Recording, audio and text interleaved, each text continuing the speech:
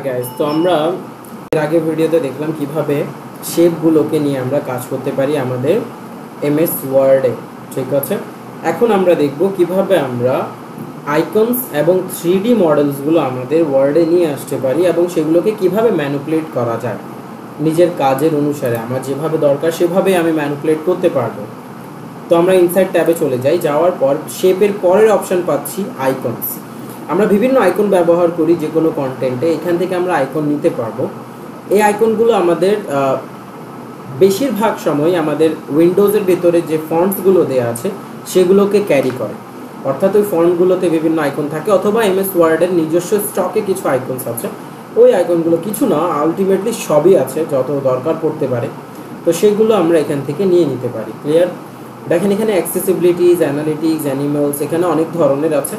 আপনি যেটা ইচ্ছা সেটা, যেমন ফেসেস আছে, এখানে বিভিন্ন ইমোজি টাইপ, ইমোটিকনস টাইপ আছে, সে ইমোটিকনস আপনি ইউজ করতে পারবেন, অথবা ফুড অ্যান্ড ড্রিঙ্কস আছে, ফেসেস আছে, আচ্ছা হোম আছে, তারপর এখানে অনেক ধরনের হোমে যত আমাদের বাসায় যত জিনিস দরকার পড়ে সাজানোর জন্য, গোছানোর জন্য, ইউজেবল যে থিংসগুলো হয় সেগুলোর আইকন এখানে দেওয়া আছে। দেন ইন্টারফেস টাইপ কিছু আইকন এখানে দেওয়া আছে। তো আপনি এই আইকনগুলো নিয়ে ইউজ করতে পারবেন নিজের কন্টেন্টে। যেমন আমরা অনেক সময় যখন কোনো কন্টেন্ট লিখতেছি হোম টাইপ অথবা কিছু বাসা রিলেটেড বা হয়তো হোম রিলেটেড কিছু লিখতেছি, তখন ডেকোরেশন টাইপ কিছু লিখলে এখানে দরকার পড়তে পারে এগুলো, তাই না? যেমন এই যে এখানে ডাইনিং টেবিল অপশন আছে, এটাকে যদি আমরা ক্লিক করার পর ইনসার্টে ক্লিক করি, তাহলে এটা আমার কন্টেন্টে চলে আসবে। এটাকে প্রথমে ডাউনলোড হবে, তারপর কন্টেন্টে আসবে, এটাকে আমি নিজের কন্টেন্টে রাখতে পারবো যেভাবে ইচ্ছা সেভাবে। ঠিক আছে, তো এই যে আইকনটা নিলাম, এই আইকনটার জন্য আবার গ্রাফিক্স ফরম্যাট নামের একটা ট্যাব ওপেন হবে। এই ট্যাবটা আমরা একটু এক্সপ্লোর করি। আইকনটা আনবো কীভাবে সেটা তো বুঝলাম, আর কোন আইকন কখন ব্যবহার হবে সেটা তো অবশ্যই ডিপেন্ড করে আপনার কন্টেন্টের ওপর, যে আপনি কোন কন্টেন্ট নিয়ে কাজ করতেছেন সেটার উপর। ঠিক আছে, কারণ আপনি যে কন্টেন্ট নিয়ে কাজ করতেছেন আইকনও সেই অনুযায়ী আনবেন আপনি, ঠিক না? ওকে, দেন এখানে দেখেন চেঞ্জ গ্রাফিক আছে। যদি আপনি এটাকে একটা শেপে কনভার্ট করে দিতে চান তাহলে চেঞ্জ গ্রাফিক্সে ক্লিক করবেন, করার পর এখানে দিস ডিভাইস অথবা মানে চেঞ্জ করতে চান এই গ্রাফিকটাকে, তাহলে এই গ্রাফিকটাকে আপনি চেঞ্জ করতে পারবেন। অর্থাৎ এই আইকনটার জায়গায় আপনি অন্য কোনো আইকন আনতে চাচ্ছেন, ভুল হয়ে গেছে এই আইকনটা আপনার আনার, তখন আপনি আরও অন্য কোনো আইকন চেঞ্জ করে নিয়ে আসতে পারবেন। দিস ডিভাইস অপশন আছে, আপনার যদি ডিভাইসে থেকে থাকে তাহলে সেখান থেকে আনবেন, অথবা যদি আইকনসের ফর্ম আছে এখানে, অর্থাৎ যেখানে আইকনসগুলো পাওয়া যায় সেখান থেকে আইকনসগুলো নিয়ে আসতে পারবেন। ঠিক আছে, তো হচ্ছে আমাদের চেঞ্জ গ্রাফিক অপশনটা। তারপর আমাদের কাছে হচ্ছে কনভার্ট টু শেপ হচ্ছে যে এই আইকনটাকে আপনি শেপে কনভার্ট করে দিতে পারবেন। জাস্ট এখানে ক্লিক করবেন, এটা শেপে কনভার্ট হয়ে যাবে। এটার সুবিধাটা কি? এটা সুবিধা হচ্ছে এখন ইন্ডিভিজুয়ালি প্রত্যেকটাকে আপনি আলাদা আলাদা মুভ করাতে পারবেন এখানে যারা যারা আছে। ঠিক আছে, তো এই হচ্ছে আমাদের কনভার্ট টু শেপ। তো আমরা এটা সবসময় করি না, আমরা নর্মালি আইকনস নিয়েই কাজ করি।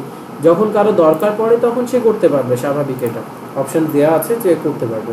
তারপর আছে আমাদের কাছে গ্রাফিক্সের বিভিন্ন স্টাইল চেঞ্জ করা। আপনি চাইলে এই আইকনের বিভিন্ন স্টাইল চেঞ্জ করতে পারবেন। আপনি যদি চান গ্রাফিক্সের ফিলটা অন্য কালার হবে, অর্থাৎ মাঝখানে যে ফিলগুলো আছে এগুলো অন্য কালার হবে, যেমন ইয়েলো দিয়ে দিই। আর তারপর গ্রাফিক্সের আউটলাইন, ওই যে যেটা শেপে দেখে আসলাম outline, same to same outline এখানেও চেঞ্জ করা যাবে। আপনি যদি চান গ্রাফিক্সের আউটলাইনটা আপনি অন্য কালার দিতে চাচ্ছেন তাহলে অন্য কালার দেন, কোনো সমস্যা নেই। তারপর গ্রাফিক্সের আপনি অন্যান্য এফেক্ট দিতে চান, প্রিসেট আছে এখানে অনেক ধরনের, তো আপনি এই প্রিসেটগুলো ইউজ করতে পারবেন। Clear? Shadow same to same শেপের মতো, একদম এক্স্যাক্টলি সেটার মতোই, জাস্ট কিছু জিনিস চেঞ্জ আছে সেগুলো আপনারা পারবেন। অল্টারনেটিভ টেক্সট আমি আগেও বুঝিয়েছি, এখানেও আছে। এখানে জেনারেট করার অপশান নেই, এখানে আপনাকে নিজে বলতে হবে, যে দিয়েই দিয়েছে অলরেডি, ঠিক না? তো এখানে গ্রাফিক্সের যে আইটেমগুলো আছে যেগুলো আপনার আইকনসে থাকে, সেই আইকনসগুলোকে আপনি নিজের মতো করে ম্যানিপুলেট করতে পারবেন। অল্টারনেটিভ টেক্সট এখানে চলে আসছে অটোমেটিক্যালি, এভাবে সবগুলো আইকনসে চলে আসবে। তারপর এরপরে যে অপশনগুলো আছে অ্যারেঞ্জ এবং সাইজ, এই দুইটা অপশন এক্স্যাক্টলি ইমেজে যা দেখিয়ে আসছি সেটার মতোই, same to same image, shape, এগুলোতে সবই সেম আছে।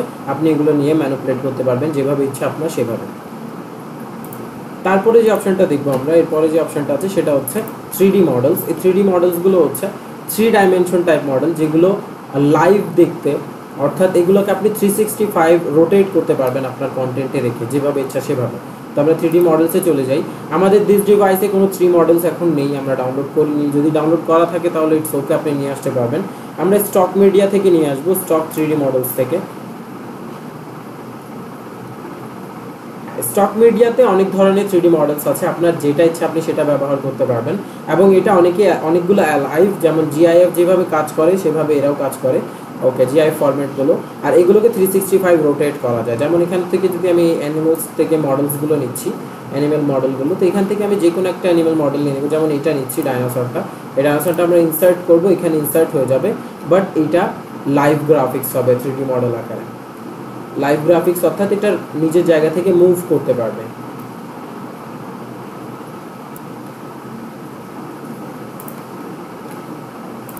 দেখেন এই যে গ্রাফটা চলে আসছে, এটা হচ্ছে 3D মডেলস। এটাকে আপনি মাঝখানে যে বাটনটা আছে এটাকে ধরে আপনি 365 রোটেট করতে পারবেন, এবং দেখেন এটা লাইভ আকারে চলতেছে, অর্থাৎ এটা লাইভ রোটেট হচ্ছে, লাইভ নিজের জায়গায় আছে, অথবা লাইভ নিজের জায়গা থেকে মুভ করতেছে, আর আমি এটাকে 365 রোটেটও করতে পারতেছি। তো এই হচ্ছে আমাদের 3D মডেলস। এটার বিভিন্ন অপশান আছে, যেমন এটাকে পজ করতে পারবেন, আপনি যদি পজ করতে চান তাহলে পজ করতে পারবেন, অথবা এখানে সেন্সটাকে আপনি রাখতে চান যে কীভাবে সেন্স হবে, তো এই সেন্সগুলো আপনি চেঞ্জ করতে পারবেন। ক্লিয়ার?